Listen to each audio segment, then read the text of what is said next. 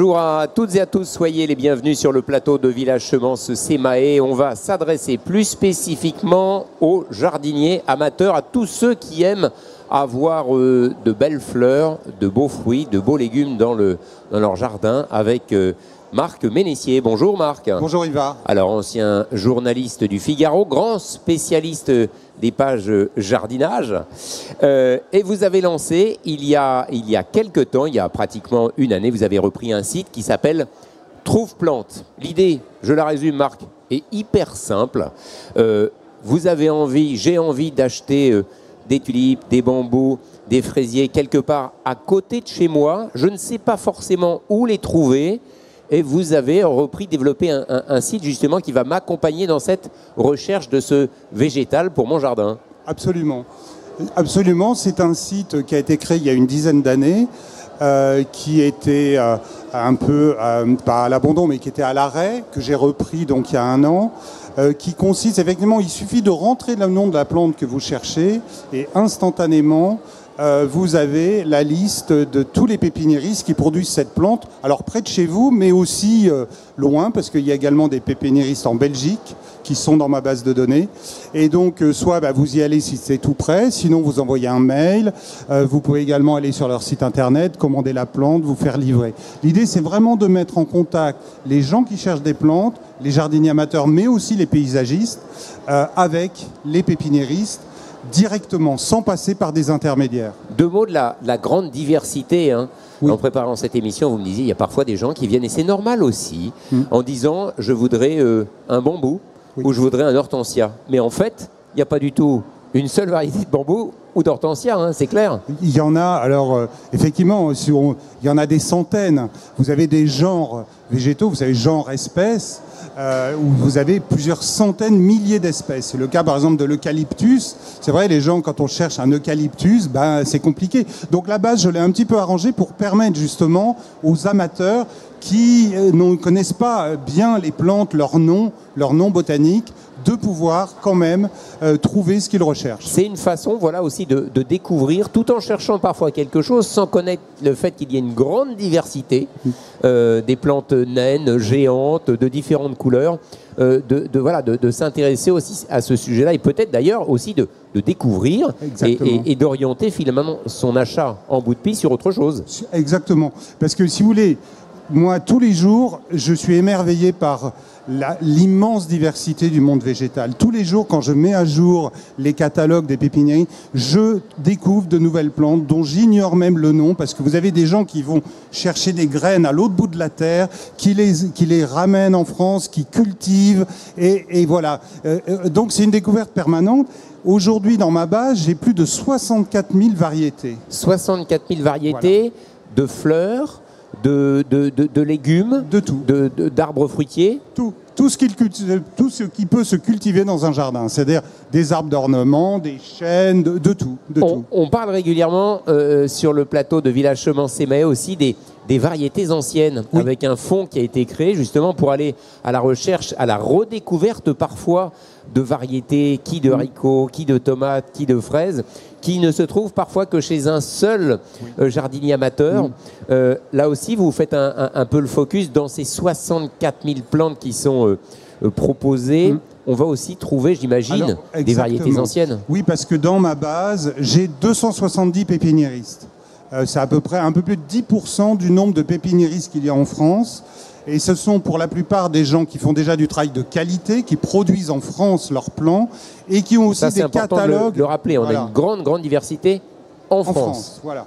De catalogues également très riches avec une gamme de plantes rares, ce qui fait que beaucoup de collectionneurs aiment venir sur le Trouve Plante pour trouver, alors effectivement, bien souvent des variétés anciennes de pommes, de poires. Je sais, j'ai pas compté le nombre. On a des collectionneurs comme ça, des jardiniers collectionneurs. Exactement. Il y a des gens. Alors là, eux, ils sont pas forcément dans ma base de données, mais effectivement, il y a des petits trésors, tout à fait. Est-ce que vous constatez que, comme parfois certains producteurs de plants et de légumes pour les particuliers, ont constaté que avec la crise du Covid, avec le confinement, l'envie de jardiner pas forcément uniquement dans son jardin. Quand on a la chance d'en avoir un, c'est formidable, mais parfois sur son balcon, sur sa terrasse, à sa fenêtre. Voilà, il y a aussi une nouvelle clientèle qui s'intéresse à avoir du vivant, de la biodiversité, des choses qu'on produit devant sa fenêtre, dans son jardin. Absolument. Alors ça a été une grande découverte, je vais dire, du confinement. Bon, il y a déjà, en 2020, mars 2020, il y a 2 ans, beaucoup de gens étaient désespérés dans le milieu, parce qu'il faut savoir que le mois de mars, c'est le mois du chiffre d'affaires dans le jardinage. Les pépiniéristes s'ouvrent à fond, le public y va, on charge tout. Mais là, il y a eu un stop. Et là, ça a été une révélation, c'est que les gens, étant confinés chez eux, ont redécouvert leur jardin. Ont eu envie de planter. Et vous avez des gens, notamment ceux qui ont un site de vente en ligne, qui ont fait des cartons, qui ont vendu. Il y en a certains à l'automne dernier qui n'ont même pas pu participer à certaines fêtes des plantes parce qu'ils avaient tout vendu. Donc, alors il y en a qui ont énormément souffert, attention, mais c'est vrai qu'il y a beaucoup de gens qui ont découvert le jardin à la faveur de cette épidémie qui a été dramatique. Mais voilà, les gens étaient chez eux et se sont dit, on a un jardin, on n'a que de la pelouse, on a 2-3 arbustes. Si on faisait un potager, si là on mettait une haie, si là on mettait une plante grimpante avec une pergola, etc. Et c'est vrai que ça a eu des conséquences qu'on n'attendait pas. On s'attendait vraiment à une catastrophe. Vous êtes régulièrement, Marc, avec votre site Trouve Plante, justement dans tous ces lieux, là où il y a la fête des plantes au printemps, en automne, pendant une bonne partie de l'année. De plus en plus de monde va dans ces lieux. C'est un lieu de... En plus, c'est bien souvent, il faut le reconnaître, dans de très beaux lieux, à proximité d'un château, avec un beau jardin, des beaux extérieurs. C'est un beau moment. Ça montre aussi ce qu'on aime faire sur Village Semences-et-Mailles, la grande diversité, là aussi. C'est important d'avoir ces fêtes des plantes, même si on n'est pas un fanat du jardin, qu'on n'en a pas des tonnes, aller chercher quelque chose qui est beau, qui va faire plaisir, qui va pousser, se développer. C'est beau, quoi. C'est plaisant. Absolument. Alors ça, c'est un phénomène qui s'est énormément développé ces dernières années. Il y a plusieurs centaines de fêtes des plantes en France chaque année. Donc c'est vraiment des événements... alors évidemment, je ne participe pas à toutes. Je participe à 3 principales. Autour de Paris, notamment. Autour de Paris, voilà. On peut les citer. Voilà, c'est Saint-Jean-de-Borgard, Chantilly, Courson. Vous avez Chantilly est merveilleux, à côté du château de Chantilly. J'y suis allé personnellement redécouvrir ce parc merveilleux, le château en arrière-plan, les écuries autour. C'est d'une beauté splendide. Absolument. Alors, effectivement, il y a eu beaucoup de monde à ces dernières éditions. Alors, on était tous masqués, mais malgré tout, c'était quand même un bonheur d'être là sur place. Moi, je suis là à ces fêtes. C'est pour tous les âges, en plus. On voit bien pour dans tous le public. Les âges. Oui, vraiment, tous les âges sont là et sont aussi fanas. Moi, je suis là avec mon trouve-plante pour aiguiller les gens vers les stands. Les gens viennent, me disent, je veux un eucalyptus. Alors, bon, voilà. Je leur dis, voilà, c'est le stand 52, 32, 148. Et les gens vont et trouvent leurs plantes. Et alors, la bonne nouvelle aussi, c'est que les fêtes des plantes, c'est quelques jours par an.